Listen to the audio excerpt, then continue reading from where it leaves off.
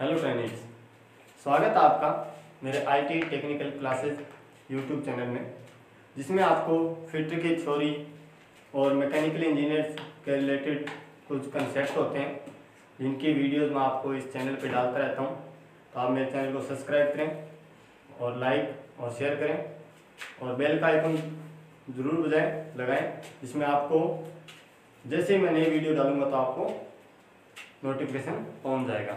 तो आज का अपना कंपाउंड नया जो टॉपिक है वह है कंप्रेसर के बारे में।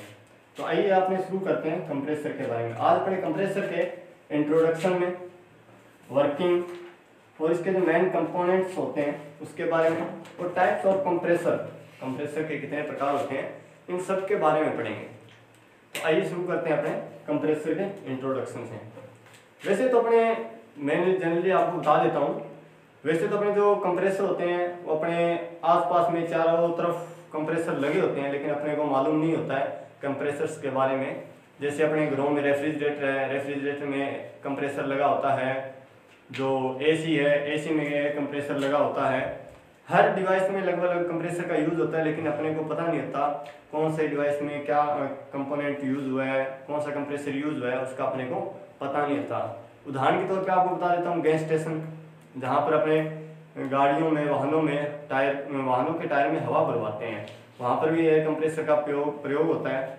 वहाँ पर जो टायर होते हैं, टायरों में अपने जो हवा भरते हैं वह मैन्युअली तौर से नहीं भरी जा सकती। वहाँ पर फुल प्रेशराइज एयर का यूज़ होता है। तो फुल प्रेशराइज एयर को भरने के लिए एयर कंप्रेसर का प्रयोग किया जाता है। वैसे तो अपने जनरली जैसे कंप्रेसर सबसे पता चलता है भी कंप्रेस का मतलब दाबना। कंप्रेस का मतलब दाबना या दाबित करना। जैसे मैं आपको बता देता हूं, जो कंप्रेसर है, कंप्रेसर एयर को कंप्रेस करता है। कंप्रेसर एयर और गैस को, इन दोनों को कंप्रेस करता है। गैस और एयर, इन दोनों को ये कंप्रेस करता है। तो जैसे ये एयर और कंप्रेस इन दोनों को, गैस को कंप्रेस करता है, तो इसकी वॉल्यूम कम हो जाता है। इसका वॉल्यूम कम हो जाता है, क्योंकि जो एयर और गैस होती है यह दोनों कंप्रेसेबल होती है, यह दाबित हो जाती है, इसलिए इसका वॉल्यूम कम हो जाता है और इसका प्रयोग कंप्रेसर के रूप में किया जाता है। तो इन कंप्रेसर से आपको पता चल गया होगा कि कंप्रेसर का प्रयोग कहाँ कहाँ होता है। जैसे मैंने आपको अभी बताया था, कंप्रेसर का प्रयोग घरों में, एसी में, रेफ्रिजरेटर में, इन सब में होता है, लेकिन इसके बारे में अपने को जानकारी नहीं होती है। तो आइए अपने शुरू करते हैं इसके इंट्रोडक्शन से। शुरू करते हैं आज इसके इंट्रोडक्शन से। बहुत ही अच्छा टॉपिक है। आपको यह आईटी के मैकेनिकल में, आईटी के फिटर थ्योरी में और मैकेनिकल में, रेफ्रिजरेटर में, हर जगह कंप्रेसर का प्रयोग होता है, कंप्रेसर का यूज़ होता है, जहां अपन पढ़ते होंगे। लेकिन अपने आज शुरू करते हैं इसके इंट्रोडक्शन से। इंट्रोडक्शन। कंप्रेसर एक प्रकार की मैकेनिकल डिवाइस है। कंप्रेसर एक प्रकार की मैकेनिकल डिवाइस है जो एयर के प्रेशर को बढ़ाने का कार्य करती है। जो एयर के प्रेशर को, जो अपने वायुमंडल में प्रेशर है, जो वायुमंडलीय दाब होता है हवा का, उस हवा के दाब को, मान लीजिए यहाँ हवा का दाब 1 किलो पास्कल है, 1 किलो पास्कल है, ठीक है। तो इस एयर को कंप्रेसर के द्वारा इसके जो प्रेशर होता है उसको बढ़ाया जाता है। इसके प्रेशर को बढ़ाया जाता है एयर को कंप्रेस करके, क्योंकि कंप्रेसर से एयर को प्रेस किया जाता है, दाबित किया जाता है, जिसके द्वारा एयर कंप्रेस हो जाती है। जैसे मैंने आपको अभी बताया था, यह जो एयर होती है वह जनरली कंप्रेसेबल क्वालिटी की होती है, तो इसके कारण वह कंप्रेस हो जाती है और इसके लिए कंप्रेसर का प्रयोग किया जाता है। कंप्रेसर भी कई प्रकार के होते हैं, जो एयर के वॉल्यूम को कम कर देता है। वॉल्यूम मीन्स आयतन, जो इसके आयतन को कम कर देता है। एग्जांपल के तौर पे आपको बताता हूँ आयतन कैसे कम होता है। जैसे मान लीजिए अपने एक कोई सिलेंडर लेते हैं, ये इनलेट पोर्शन है और ये आउटलेट है, यहाँ पिस्टन लगा हुआ है, यहाँ पिस्टन लगा हुआ है। ये स्टेज 1 है जहाँ पिस्टन अपना रुका हुआ है और इसके अंदर इनलेट पोर्ट से एयर इनटेक हो चुकी है। जब ये पिस्टन नीचे की तरफ 1 स्टेज पे आ जाता है तभी इनलेट पोर्ट बंद हो जाता है और ये आउटलेट पोर्ट भी बंद हो जाता है। ये इनलेट पोर्ट है और ये आउटलेट पोर्ट है। ये पिस्टन है अपना और ये एयर है जो अभी वायुमंडल से सोर्स से इसके अंदर इंटेक हुई है। जैसे ये सिलेंडर पिस्टन नीचे है सिलेंडर में, तो अब स्टेज 2 पे, जैसे अपने स्टेज 2 पे जाते हैं तो इसके अंदर इनलेट पोर्ट भी बंद रहता है और आउटलेट पोर्ट भी बंद रहता है, लेकिन पिस्टन इसका स्टेज 2 पे चला जाता है। तो ये स्टेज 2 है, यहाँ आ जाता है और यहाँ जो एयर होती है फुल कंप्रेस्ड हो जाती है। यहाँ जो एयर है ये फुल कंप्रेस हो जाती है। ये इसका मेन जनरली जो प्रिंसिपल है, बेसिक प्रिंसिपल है, इसी के द्वारा ये वर्किंग करता है। वर्किंग जनरली इसकी यही होती है कंप्रेसर की। कंप्रेसर अलग अलग प्रकार के होते हैं, इसके बेसिक प्रिंसिपल तो सेम होते हैं लेकिन इनके एप्लीकेशंस डिफरेंट्स हैं, तो जिनके कारण इनकी वर्किंग भी अलग अलग हो जाती है। तो अपनों ने अभी इंट्रोडक्शन के बारे में पढ़ा है। अभी सेकंड इसका जो टॉपिक है, इसके कंपोनेंट, इसके जो कंपोनेंट है उन कंपोनेंट्स के बारे में अपने पढ़ते हैं। कंप्रेसर के जो मेन कंपोनेंट्स होते हैं उन कंपोनेंट्स के बारे में पढ़ेंगे। तो ये शुरू करते हैं। तो अपने अभी पढ़ते हैं मेन कंपोनेंट ऑफ कंप्रेसर, यानी इसके जो मुख्य कंपोनेंट्स होते हैं कंप्रेसर के, इनके बारे में। तो इसके जो मेन मुख्य कंपोनेंट होते हैं वह 2 होते हैं। पहला है पावर सप्लाई, पहला है पावर सप्लाई और दूसरा है जो अपना मैकेनिज्म ऑफ कंप्रेशन, किस मैकेनिज्म से कंप्रेशन हो रहा है, मैकेनिज्म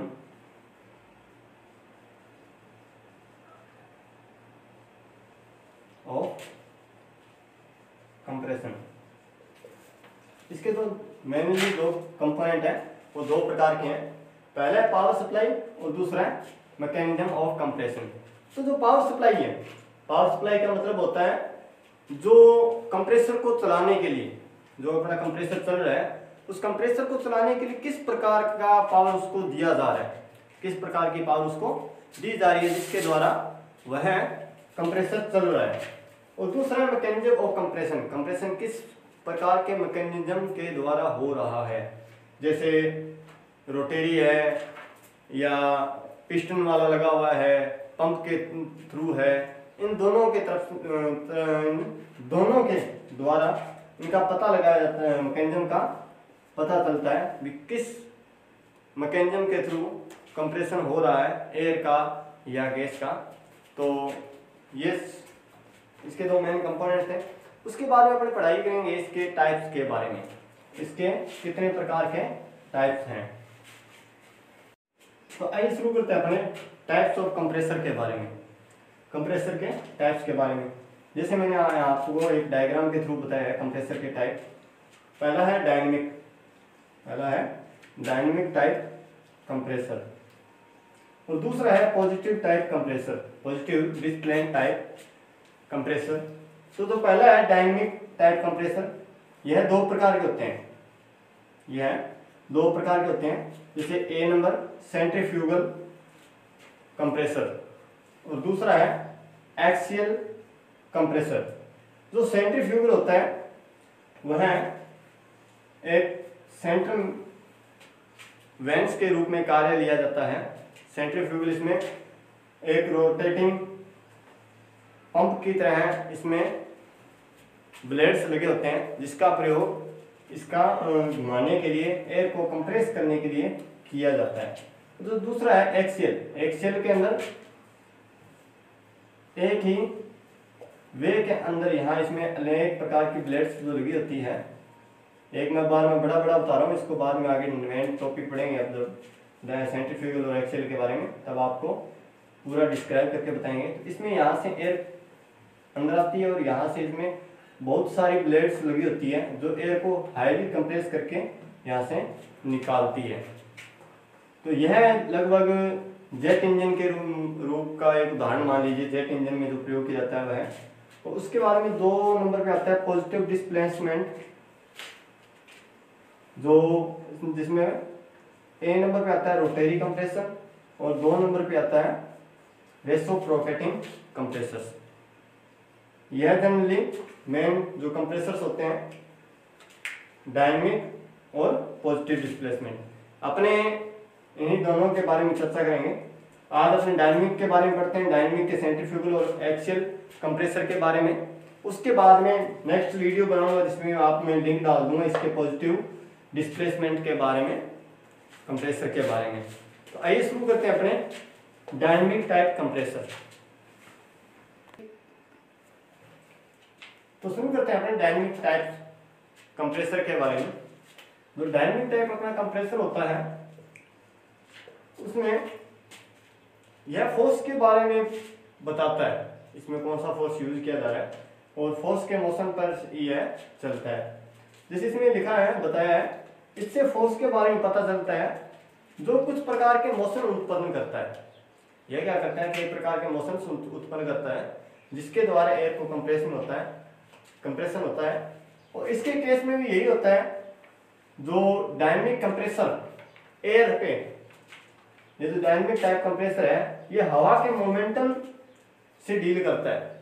यह क्या करता है, हवा का जो मोमेंटम होता है उस मोमेंटम को डील करता है, उसको अपनी तरफ सक करता है। इस प्रकार के कंप्रेसर को रोटेटिंग इंपेलर की मदद से डायनेमिक मोमेंटम जनरेट किया जाता है। जो इसके अंदर इंपेलर लगा होता है उस इंपेलर से हवा को सक किया जाता है, अपनी तरफ अंदर खींचा जाता है और उस हवा को इसके मोमेंटम के साथ बदल दिया जाता है। और ये क्या करता है, डायनेमिक मोमेंटम जनरेट कर लेता है हवा को सक करके रोटेटिंग इंपेलर की मदद से, जो कि फॉलोइंग एयर के प्रेशर को बढ़ाता है। जो क्या करता है, जो एटमॉस्फेरिक फोर्स में जो प्रेशर होता है उस प्रेशर को खींचकर उस प्रेशर को हाईली उस एयर को हाईली प्रेशर में कन्वर्ट कर देता है। इसका उपयोग पेट्रोलियम एंड केमिकल इंडस्ट्रीज में किया जाता है। इसका प्रयोग जहाँ केमिकल और पेट्रोलियम इंडस्ट्रीज होती है, जहाँ जैसे एलपीजी गैस वगैरह हो गई, पेट्रोलियम की जो गैस वगैरह होती है, वहां पर इसका प्रयोग किया जाता है। जहां पर लगातार वर्किंग करने की आवश्यकता पड़ती है, ये लंबे समय के लिए काम में लिए जाते हैं। जहां पर लंबे समय के लिए काम में लिया जाता है और जहां पर कंटिन्यूस वर्क करने की आवश्यकता होती है, तो इसके बारे में मैंने आपको अभी इससे पहले 2 प्रकार के टाइप्स बताए थे डायनेमिक टाइप कंप्रेसर के। तो अपने अभी शुरू करेंगे डायनेमिक टाइप कंप्रेसर का पहला जो टाइप्स है। अभी मैंने आपको एक सारणी सी बना के उसके अंदर दिखाया था। जो पहला कंप्रेसर है वह है सेंट्रीफ्यूगल कंप्रेसर। जो पहले प्रकार का कंप्रेसर है, सेंट्रीफ्यूगल और एक्सियल 2 प्रकार के बताए थे। तो अपने सबसे पहले सेंट्रीफ्यूगल के बारे में शुरू करते हैं। तो सेंट्रीफ्यूगल कंप्रेसर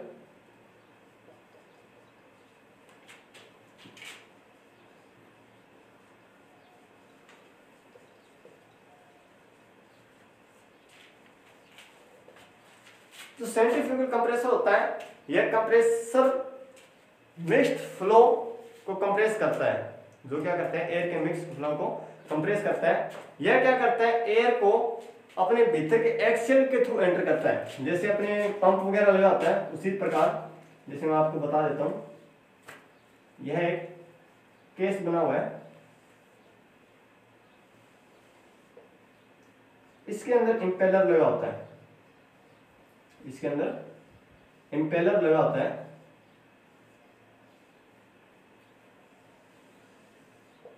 यह आपका इंपेलर है, ये इसकी केसिंग है और इसका ये आउटलेट है और ये यहाँ पे जो आपको एक होल सा नजर आ रहा है, यहां से ये इनलेट करता है, यहां से ये एयर को इनलेट करता है, और ये मैकेनिज्म है फुल मैकेनिकल बेस होता है। तो इसमें देखते हैं किस प्रकार ये वर्किंग करता है। तो इसके अंदर क्या करता है, एयर को सक करता है और ये एक्सियली रूप से एंटर करता है एयर को। यहां क्या करती है, ये इसका एक्सिस है, ये इसका अक्ष है, तो ये इस अक्ष पर क्या करता है, एयर को इनलेट करता है।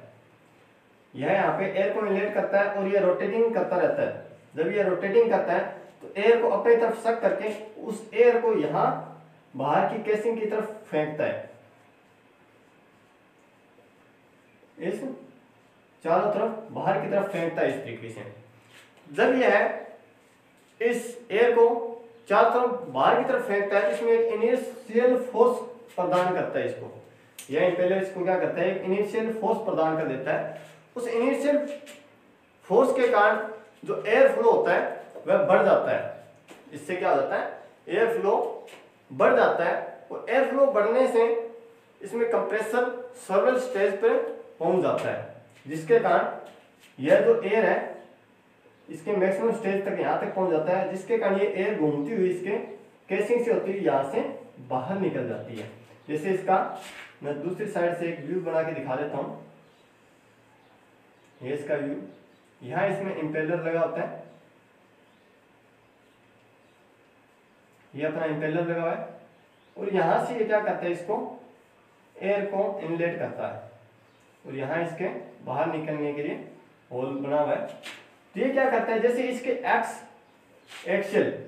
एक्सियल के ऊपर क्या करते हैं, इसको एयर को इनलेट करता है। एयर को इनलेट करने के बाद में यह अपने केसिंग की तरफ चारों ओर इसको हवा को फेंकता है। जैसे ये हवा को फेंकता है, इसकी जो एक केसिंग बनी हुई है, इस केसिंग के अंदर फोर्स जनरेट करता है, इनिशियल फोर्स। जो इनिशियल फोर्स के कारण यह एयर यहाँ से घूमती हुई इस आउटलेट पोर्ट से बाहर निकल जाती है।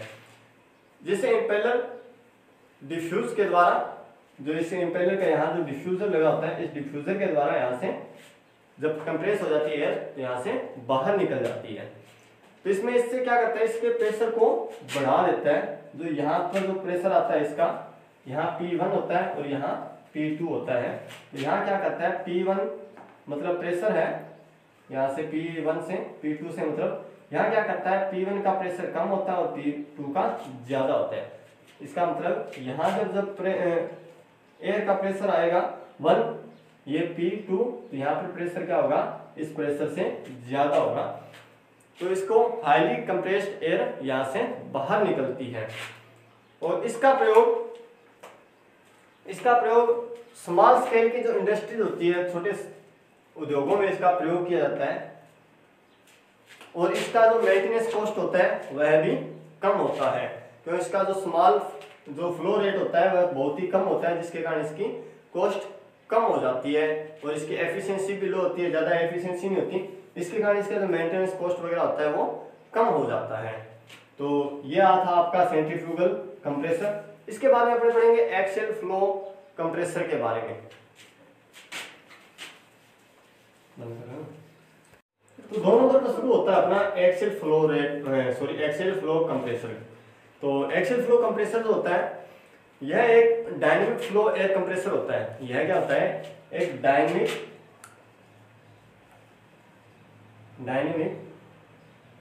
फ्लो एयर कंप्रेसर होता है। जैसे अभी अपने डायनेमिक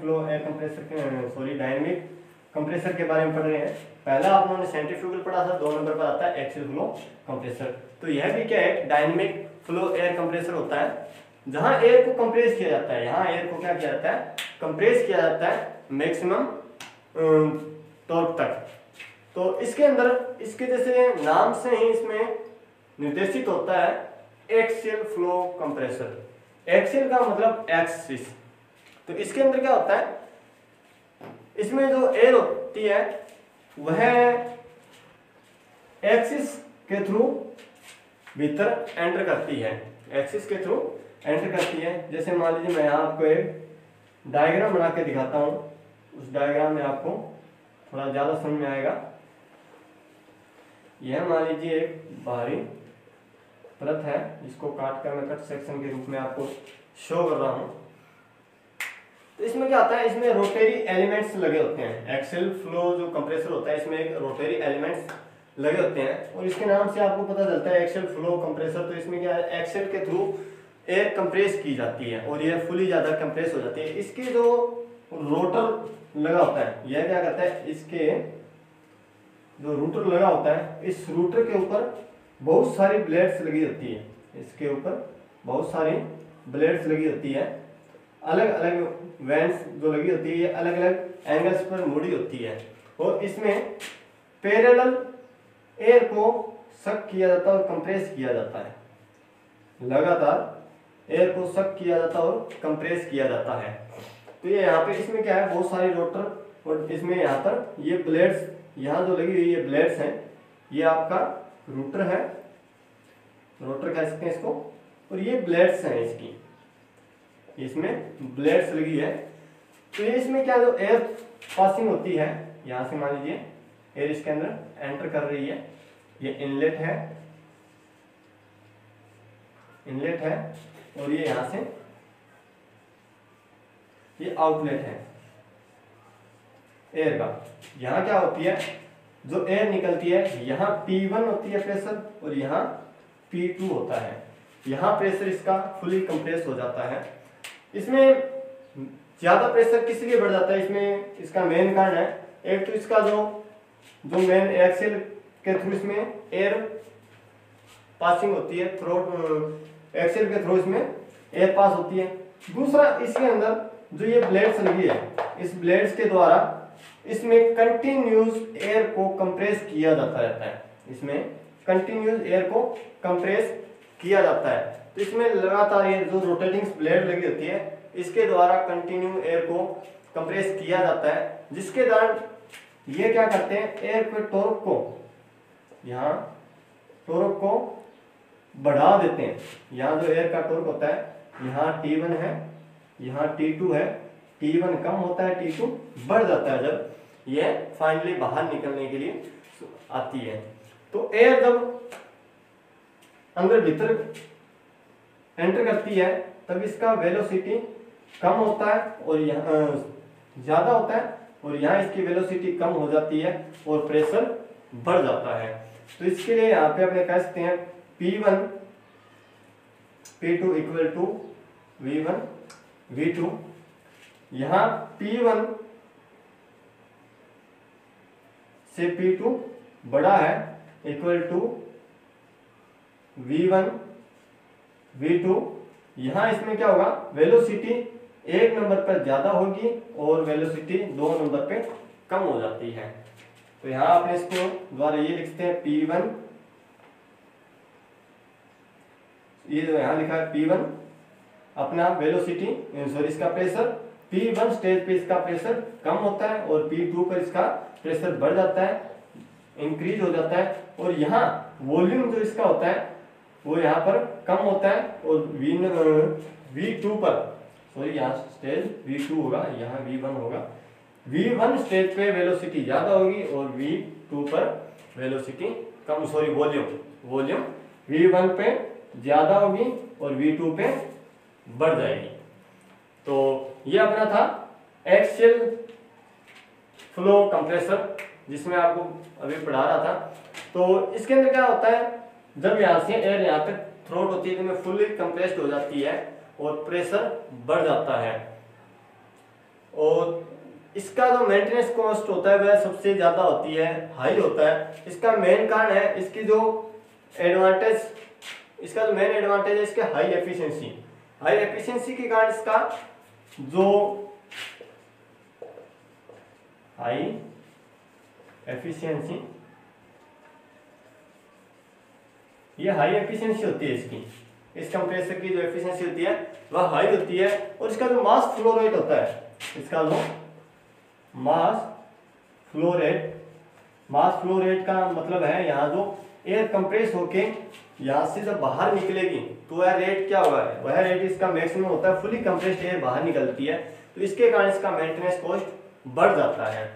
तो आज अपन ने कंप्रेसर के बारे में पढ़ा है, कंप्रेसर के इंट्रोडक्शन, उसके बाद में इसकी वर्किंग के बाद में इसके जो मेन कार्य होते हैं, प्रणाली है, प्रिंसिपल है, उसके बारे में, टाइप्स के बारे में, वो टाइप्स के आगे विवरण पढ़ा है। तो आज अपनों ने डायनेमिक टाइप कंप्रेसर के बारे में पढ़ा है। आई होप कि आपको अच्छा लगा होगा। तो आप मेरे साथ बने रहें और पढ़ाई करते रहें और मेरे चैनल आईटी टेक्निकल क्लासेज को लाइक करें, शेयर करें और वीडियो को पूरा देखें जिसमें आपको ज़्यादा से ज़्यादा समझ में आए। Thank you.